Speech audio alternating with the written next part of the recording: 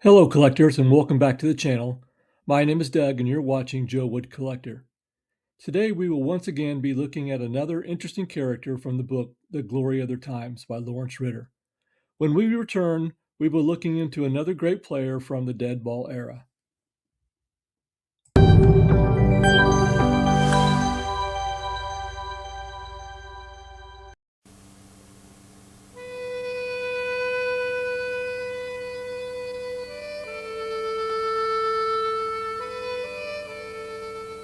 This is the story about the early days of baseball. It is the story of what it was like and how it felt to be a baseball player at the turn of the century and in the decades shortly thereafter. This is also the story of America at the turn of the century and prior to World War I, a time of cobblestone streets and horse-drawn trolleys. It is the story of young man's hopes, his struggles, his triumphs and his failures in what history has recorded as the quiet time. It is about the time when the fate of young men was seen as their own doing, and hard work was viewed as the pathway to success. It is about the time of carriages and hansom cabs, and the time when some men looked to the sky. It is about the time in baseball when Ty Cobb would win 12 batting championships in 13 years and had a .371 average in the one year he didn't win. It is about the time when home run champions could win the title with 6 or 10 or 19. It is about the time of John McGraw, Iron Man McGinty, and Christy Mathewson. The time of Walter Johnson, of Rube Marquardt, Tommy Leach, and Honus Wagner. All these were honored in their generation and were the glory of their times.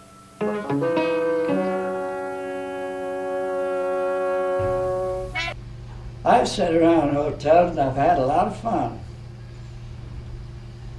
In the mornings, you see, especially now in New York, we would stay at the one hotel for New York and Brooklyn, because both of them had dressing rooms, and we'd go on either underground or over to the park.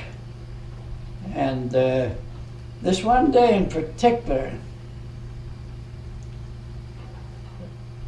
I was sitting down in the lobby. I always got up around 8 o'clock, never much later than that, and maybe before that.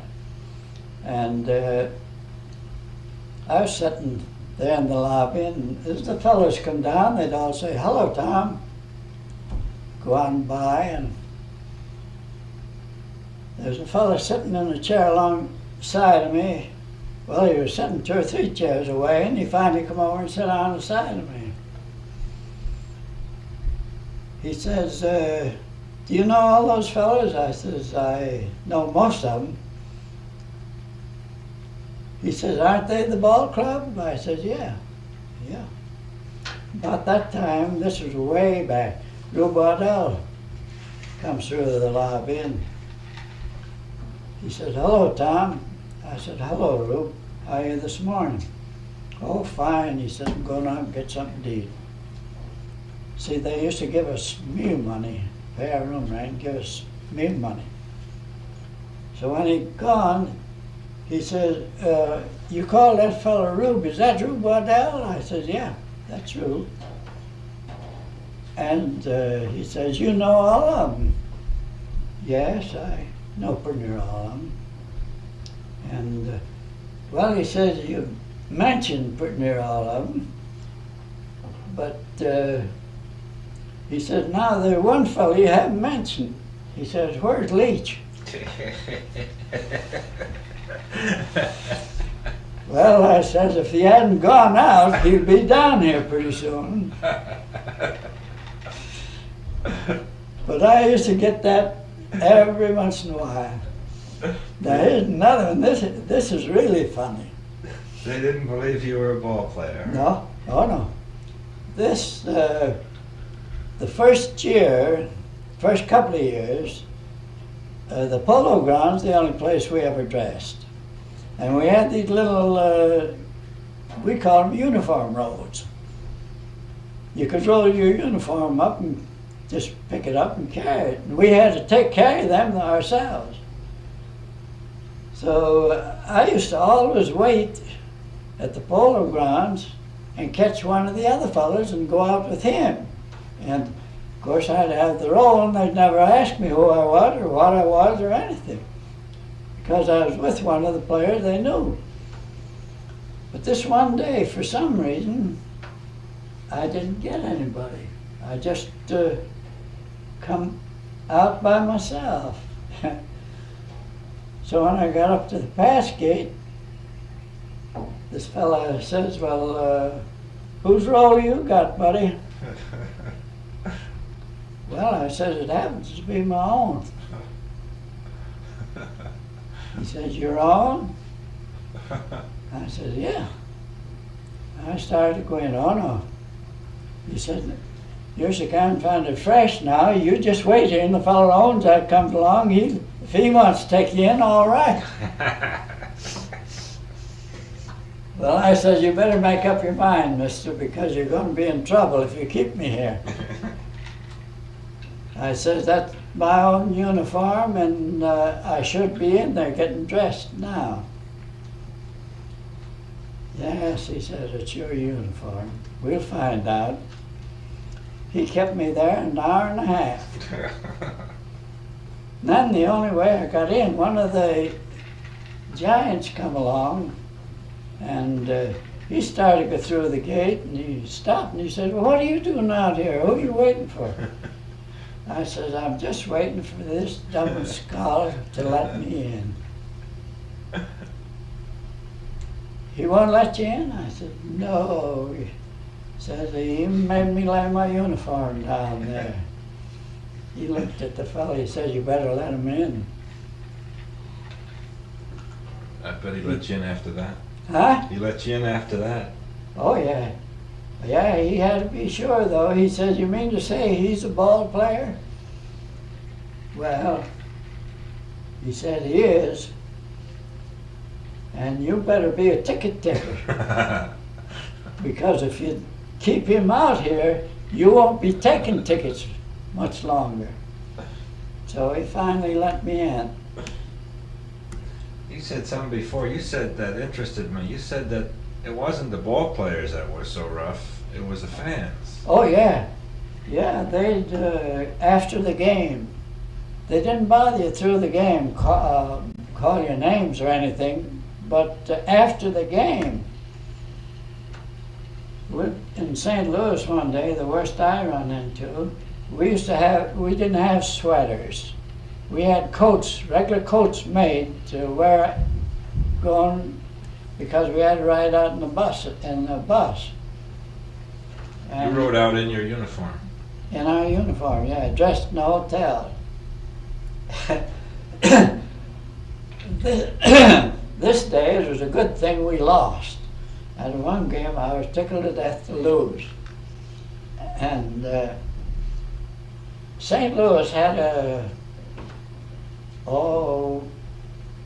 lot of old timers, all good ball players. And we were 3 games ahead of them. They were in second place.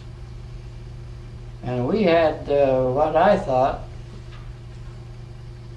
was the best ball club I was ever on until we got Hannes in at shortstop. And then I changed my mind. He changed it for me. Well, they had Jess Burkett, Henrik, Jack, Lou Krieger. He was a catcher. Jack O'Connor was a catcher. Bobby Wallace was at short.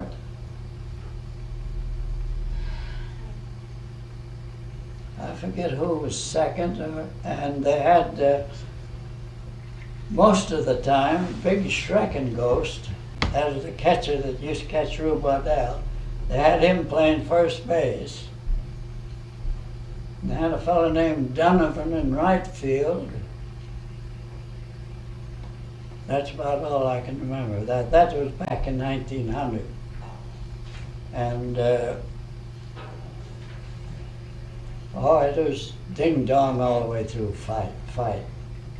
One riding another one and all that stuff. And when the game was over, they win.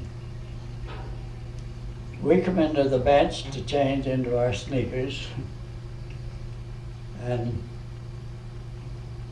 I happen to look around, I'm alone. And I hadn't had my sneakers on yet. So I put them on and started down the field. The bus was cleared down to the left field fence, back of a stand down there, and we had to walk that whole distance down there. And well, I guess I walked by from here at the door and I felt something pull up my coat. I never looked around at all. I just stopped, stood there.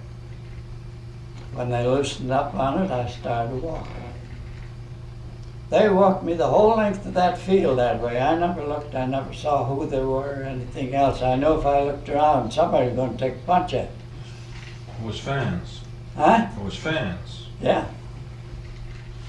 Stand, and they wouldn't do nothing. So when we got down to the bus, they let loose on me. And everybody moved up in the bus. They knew there was going to be things thrown at us. So I had to take the end seat. And we had a bat boy. We always used to meet us there and take care of our bats. And I got up in the bus, and this bat boy was standing on the step. And another fellow was standing on this side. And I just looked at him, I said, "Who are you, bud?" "Oh," he says, "I'm helping the bat boy." "Oh," I said, "All right," and I turned around just like that. He plucked and jumped. Wow. And this bat boy, the fella hit the horses at the same time, and this bat boy off on top of this kid. And I guess they had it because the police took him in. And that night in the hotel, we had to get the secretary to go down to the station and get this kid out. And told him to pay any fine, we'd make good. But they didn't fine him, they turned him loose. So that was what you had to watch for when the game was over. Baltimore was a bad town. The others wasn't so bad, Baltimore and St. Louis. What about when you went to the park in the morning, before the game? Well, we didn't go, we came out in the bus, you see. Yeah, but what about when you went to the park in the bus? You went to the park in the bus? Or No, we by stopped yourself? down there and had to walk up to the bench. Well, you mean, what time did you get to the park? Oh, we got to the park, you see, it was that year they made the ruling that they had to give us 15 minutes batting practice. Were the fans of any bother to you No, when you came no. to the park in the morning? No, this day what started, it was one of our players. He was nuts. We told him he hadn't been with us long, and we were taking our batting practice. Of course, there wasn't many in the ballpark then. And somebody fouled the ball up in the stand. Well, they used to,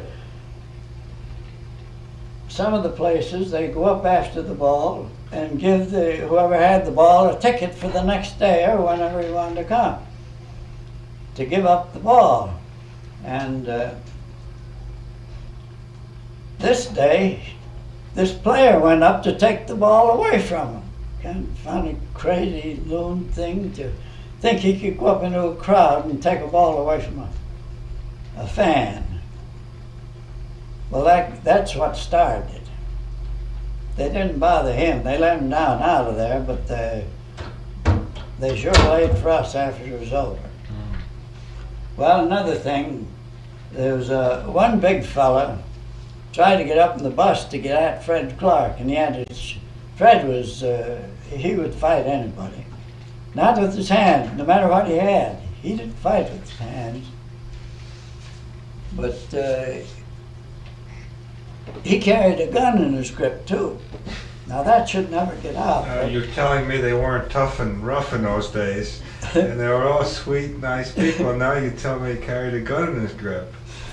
Well, I don't think he'd use it. He may and he may not, but this fellow, when he tried to get up in the bus after him, Fred got out of his seat and come out towards the end to him, and he slapped at him with his shoe. And I think that had a lot to do with the rest of it, because he could have cut his face to pieces with them spikes. But we had a fast ride back to that hotel. Yes. I'll tell you that. It was a horse-drawn Yeah. bus. Yeah. Yeah. In the 1909 World Series, you weren't nervous before that one either? Mm. No, we had a ball game to play, and that's all there was to it. The only thing we got on the pitcher. We didn't have a pitcher to open. We had 3 pitchers we were going to depend on, and all 3 of them were sick. Yeah. Something wrong with them. And we had this youngster that had a good season. Well, Clark was this way. If he couldn't exactly make up his mind, he'd get 3 or 4 of the fellows together that he thought were dependable and ask their opinion what to do. And I see where somebody, some outsider claimed he was connected with baseball, but he claims he told Fred to pitch Adams in that first ball game. I don't know whether he did or not, but I know there was 3 of us told him when he got us together and asked what to do. We told him put Adams in there, and he had the control, and we had a good big ballpark, and we could roam around out there. And we always thought that's what made it pitch Adams. Well, they hit Adams pretty hard the first 2 or 3 innings, but we were going getting them. And well, along about 2nd or 3rd inning, they got a couple of men on base, and Cobb got a hold of one. It was really hit, but it was caught. He went out and got it. And when we come in, he walked over to the fella and he says, well, if you fellas will go get him like that, I can get him in there if you'll keep getting him. Well, he beat him. I don't remember the score. That's the year Adams won 3 games in that series, isn't it? Yeah. None of those fellas got right. Was it Leafield? Liefeld. Willis? Yeah, Willis. And Kamnitz or something like that. Kamnitz. Yeah. Kamnitz, Willis, and Liefeld. You see, we'd have had a good pitching staff going in there. Without this kid, he'd probably never got into a game. Yeah, isn't that funny? Mm-hmm. That's a series too, that Cobb didn't get to steal but 1 base the whole series. And Honus stole about 6. Mm-hmm. Well, I give Cobb credit for stealing home base. He never stole home base. Gibson had that ball standing waiting for him. And he slid right into him and still was called safe. Did Gibby drop the ball? No. Oh no, we put up a hubbub, but didn't do any good. I don't remember whether it was Clem or the other fellow was the American League umpire. Oh, funny, I can't think of his name. Is it true that Clem never missed a ball or a strike? Yeah, none of them can do it. Did you argue with him a lot? Well, you know your limit with him. Most of us did. But Fred Clark could call him more things, and there was two fellas. I learned a lot of curse words. Fred Clark and Frank Chance. I asked Frank one day, I says, Frank, where do you learn that stuff? They say McGraw was pretty good at that too. Clem, well, I got a compliment one time from Mrs. Clark. I don't know, for some reason, she and Fred always liked me. And I could do anything, and if no matter what I'd do, they'd find some excuse for it. And well, they never questioned me. I went out for practice when I felt like it, and I asked him one day why. Well, he says, you're always in good condition, you know how to keep in shape, and I've never seen you out of shape, so I'm going to let you go. Well, I thanked him for it. I said I'd probably play longer for it, but one time he did. He asked me, he says, come out tomorrow, and 3 or 4 days, he says, I heard a couple of them discussing you not having to come out here, and I'd like to have you come out. So I did. Of course, I never questioned anything he said. If he told me to do anything, I'd try. And I would tell him, we had a bunch that wasn't afraid to go to Fred and tell him when we thought he was wrong. Mm-hmm. And that's what he liked. He says, you fellas know as much baseball as I do. I don't know it all. Come and tell me. And if he made a mistake and we didn't jump all over him, he'd come in the bench and cuss us out. What's the matter with you fellas? You saw me make a mistake. Why don't you say something?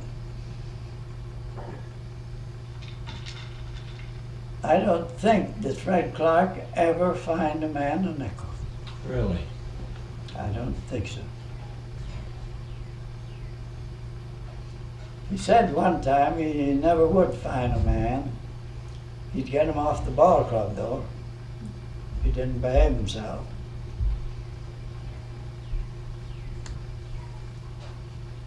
How come,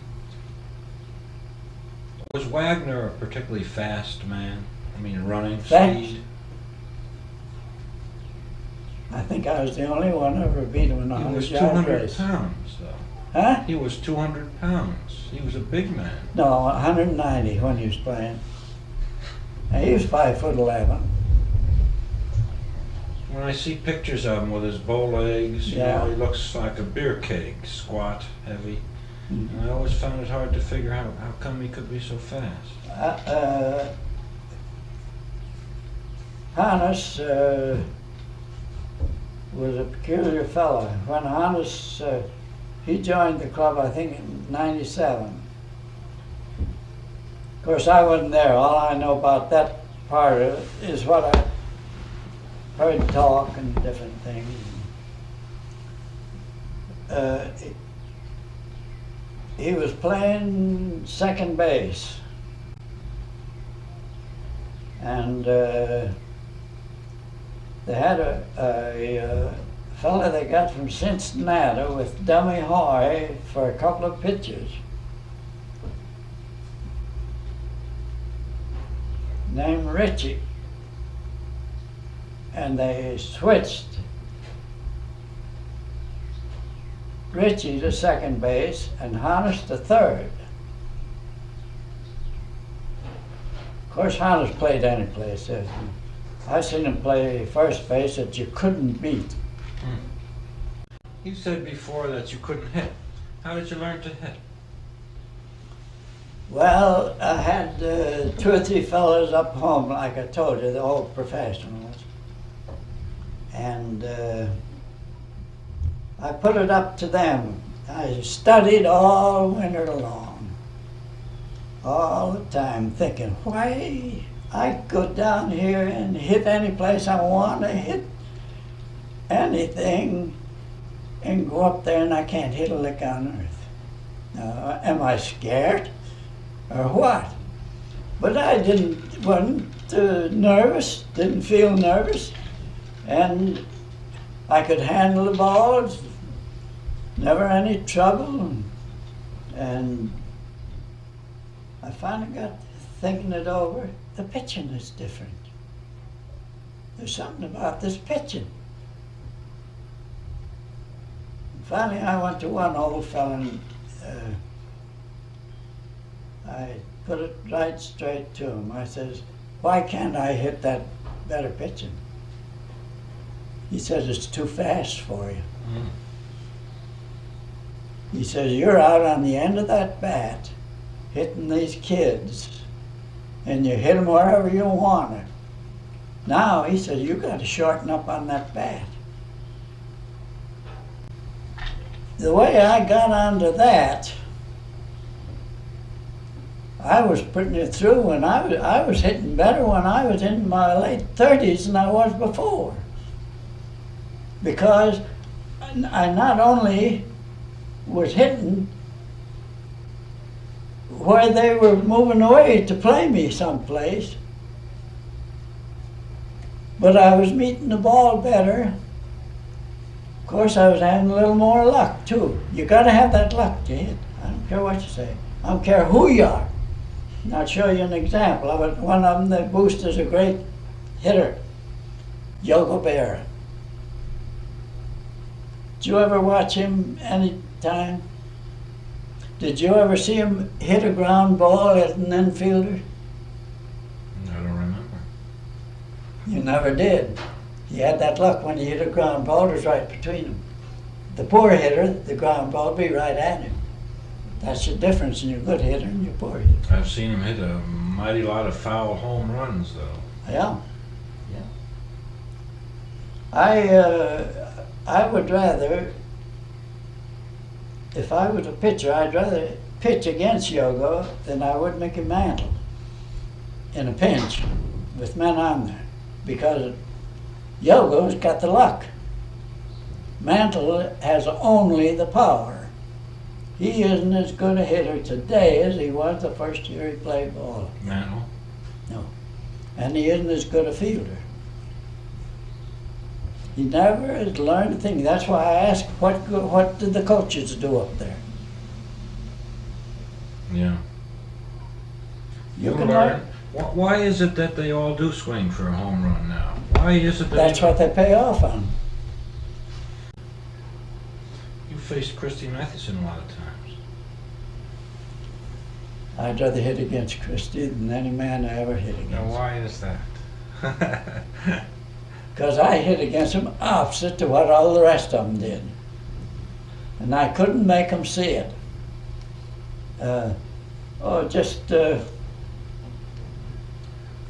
In 50,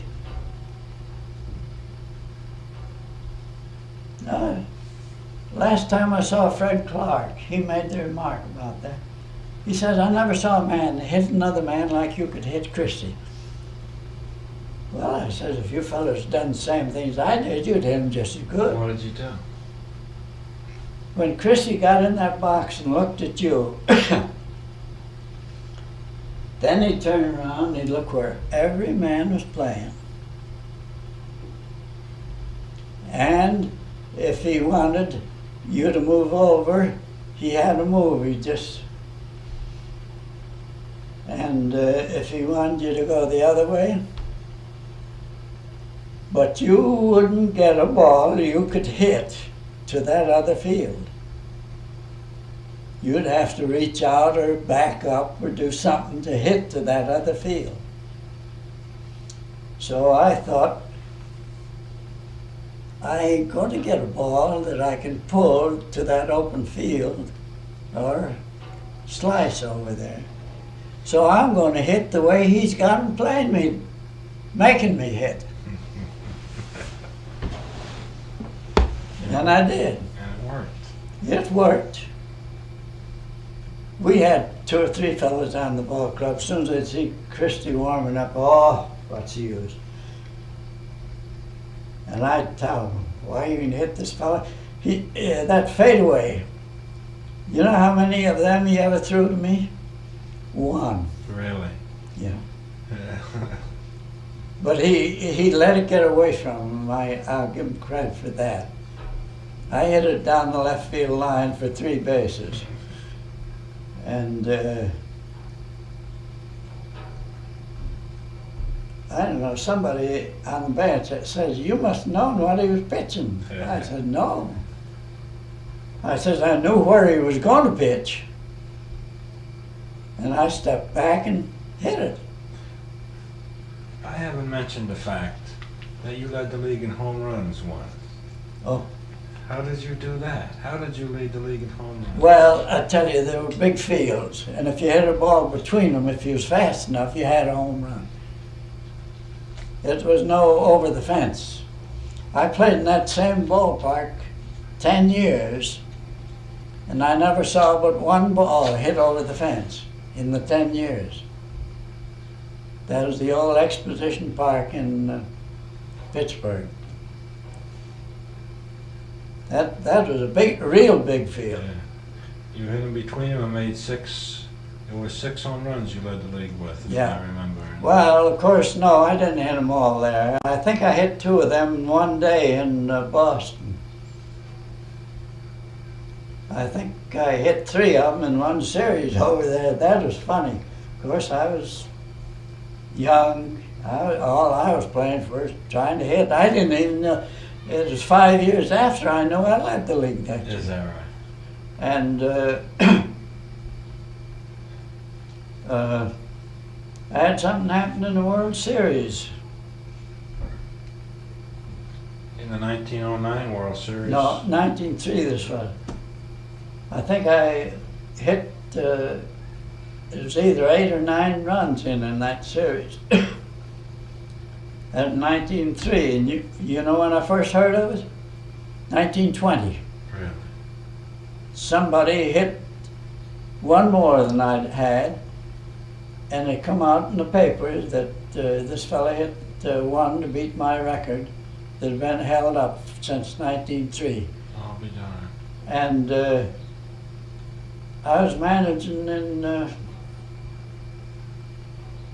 Lakeland then, and I happened over there one day, and 3 or 4 of the players that I kept would get jobs in the winter and stay down here.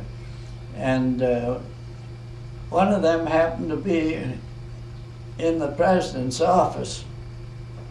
He run a drugstore there, the president, and he happened to be in there when I went in to see him. And he said, why didn't you tell me about this thing, you hitting all them home runs and all that stuff?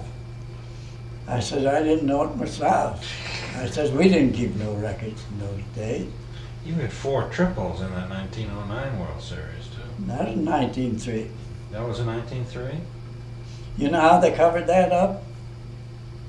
They give it a speaker, but he had 14 games, and I did it in, I did it in the first 4 games. But he had to go 2 series to even tie it.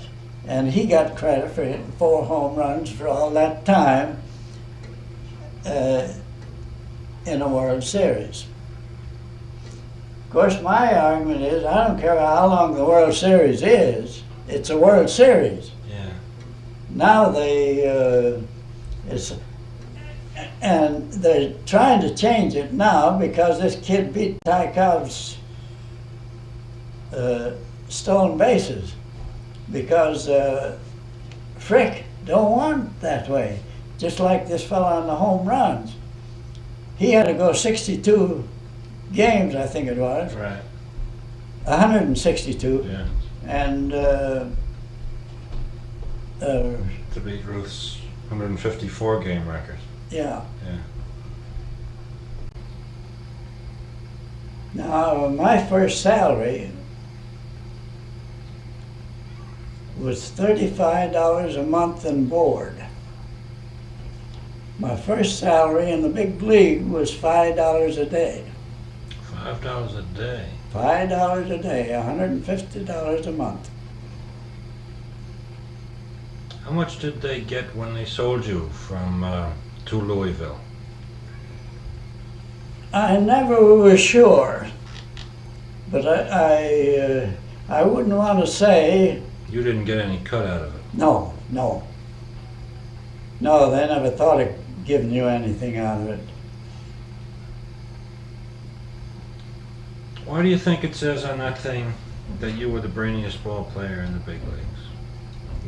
What did Why I? do you think it says on that newspaper clipping that you were the brainiest ball player in the big leagues? On account of my size and everything.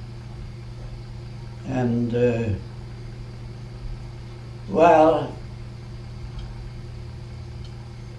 I don't know. I just couldn't help it. If I'd see Clark something I didn't like, it's none of my business, but I had to tell him. I couldn't help it. And he looked to me for it and thanked me for it a lot of times. But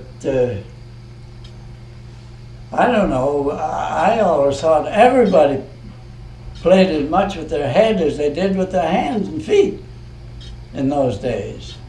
You couldn't do anything. Tell me now why you don't call it baseball today. Don't what? Why don't you call it baseball today? Well, for the simple reason, you ever see a players play for a certain hitter, certain way? Not so much. Huh? Not as much as they used to, I guess. I don't see them do it at all. Really? If Mickey Mantle, if I was playing against center field against Mickey Mantle, I would play him right straight away, right or left. Scour him, the same thing.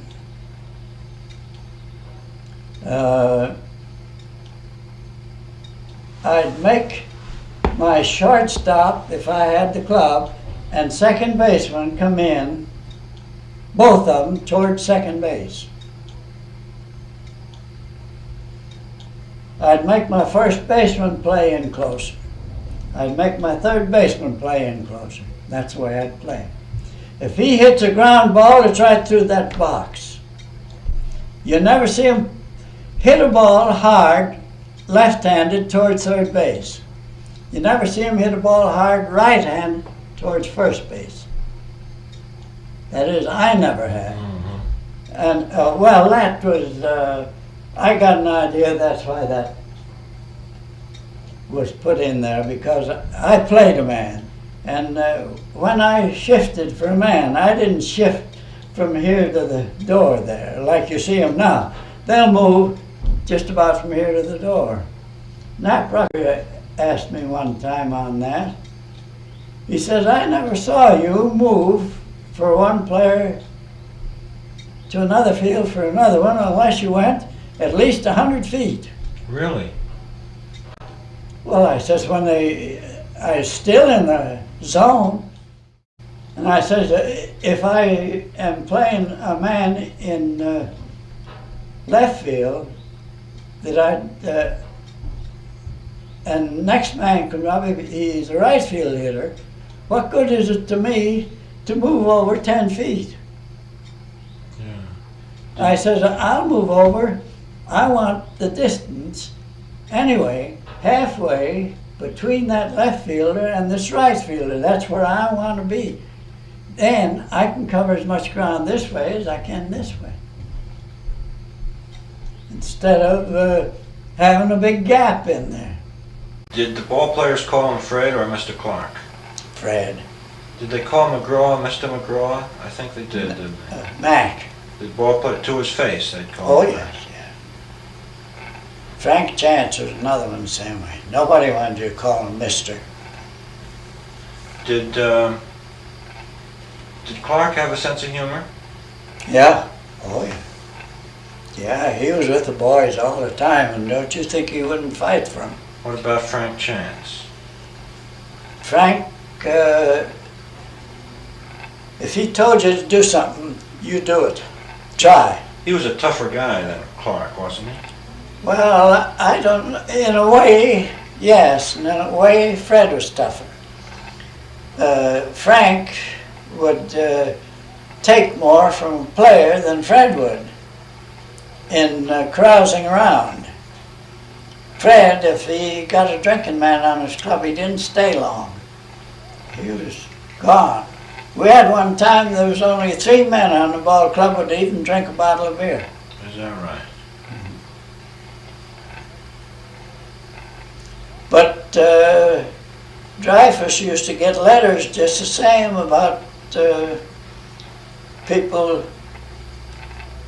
well, say somebody write a letter and say that he saw a certain ball player being carried into the hotel and put to bed. You better look into it. But one thing about Dreyfus at that, when he got one of those letters, he'd call you in and show you the letter. And laugh, because he knew it was a lie. He knew somebody else was, they had you mixed up with somebody else. Yeah. But I remember I mentioned before about Ty Cobb and all the trouble he had when he broke in. Was that just mainly because Ty Cobb was Ty Cobb and the kind of a... all Ty Cobb wanted was a room. He never went out of his way. If he slid to a base, he didn't slide to the base, he slid around the base. Why did he have so much trouble? Why was he so unpopular? Jealousy. Mostly. Of course, for my part, I was for Cobb for one reason. I expect he saved me from a pretty good beating one time. How was that? Well, it was in the World Series. 1909? Yeah. They had Moriarty playing third base. Well, they had another infielder, O'Larry, I think his name was. Larry or O'Larry or something like that. One of the Delahanty brothers was on that Detroit team, wasn't he? He played second base. That is Jim. That's the one I went to school with. We sat in the, well, either in the same seat or across from each other for a full term. Both of us were about the same age. There might have been a couple of months difference between us. But this game, I don't know, my hair was starting to fall out. Every once in a while I get it clipped all over. Somebody told me, which is foolishness, if I do that, and what was it? They had some kind of liniment they was putting on your head then. Horse liniment. Yes, it was a horse liniment. And this Moriarty, of course, he was a pretty good sized fella. I get on base one day, get around to third base, and oh, that was a day that Jones playing first base. I think Chief Wilson ran into him and knocked him cold. And they had to take him off. Well, he never come to. They had to carry him off the field. And they put Sam Crawford playing first base. Well, I was on first when this play come up, and I went all the way to third. And I was standing there not thinking of anything, and this Moriarty comes over and kicked me in the shins. And I looked at him and I asked him what was the meaning of it. And he just walked away. He didn't say nothing. Well, I stood there. Of course, I didn't dare to get off the bench because in those days, unless somebody called time, which they wouldn't do once a month, they'd get you out. And I had my back turned to him, and he come over and he grabbed my cap. Well, I started to laugh, and I said, well, I just had it clipped off yesterday. I was taking it as a joke. And then he reached up and slapped me on top of the head. And I turned around and kicked him in the shins. And Clem was umpiring. Clem and a fellow used to write newspaper stuff. I'll think of his name. But I walked into Clem and I said, Bill, you said Barton got hurt, and I had to come into third base after that. That's what I was looking out for. I said, now, Bill, I said, I don't like to complain, but I said, I don't want to be run out of this ball game. And I said, that fella is trying to pick a fight. Now, ordinarily, two fellas get into a fight, you want to throw them both out, no matter who's to blame. And I said, I don't like that at all. And I says, I'm not going to stand there and let this fella rough me up. And he says, what do you mean? I says, he's trying to get into a fight with me, and we both get out, and this other, they've got a third baseman sitting on the bench. Yeah. We've got nobody. Well, that passed off. And then Bill Epstein got around there in a later inning, and he started on him. And Epstein, of course it was laughable afterwards, Moriarty's got the ball in his hand, and he come up and kicked it Epstein. And Epstein off the bag after him. And Moriarty run away from him. Instead of going up and touching him and getting him out of there, and the score was tie at the time, and we were trying to get that winning run over, and the series would be over. Well, after the game, I don't know, Moriarty and I started riding each other.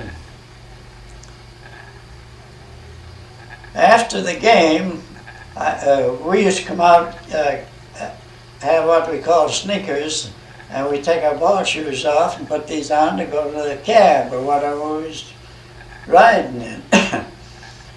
I was sitting on the bench, looked up, and there was all gone but me, and I just wound up putting my sneakers on, and I got up and I looked up, and Moriarty's halfway across the field coming over.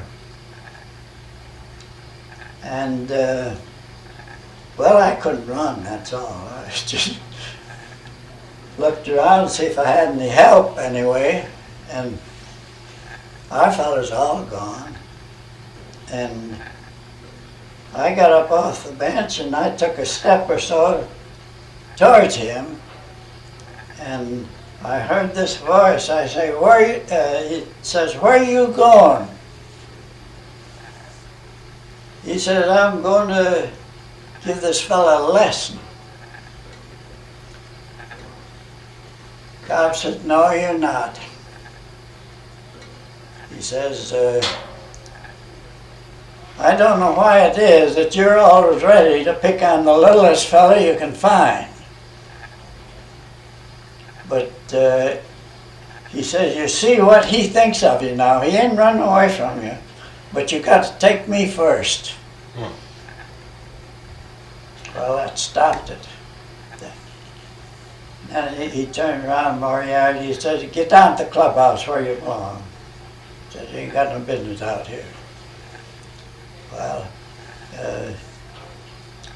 course, the next day we wound up the series, and there was nothing happened that day.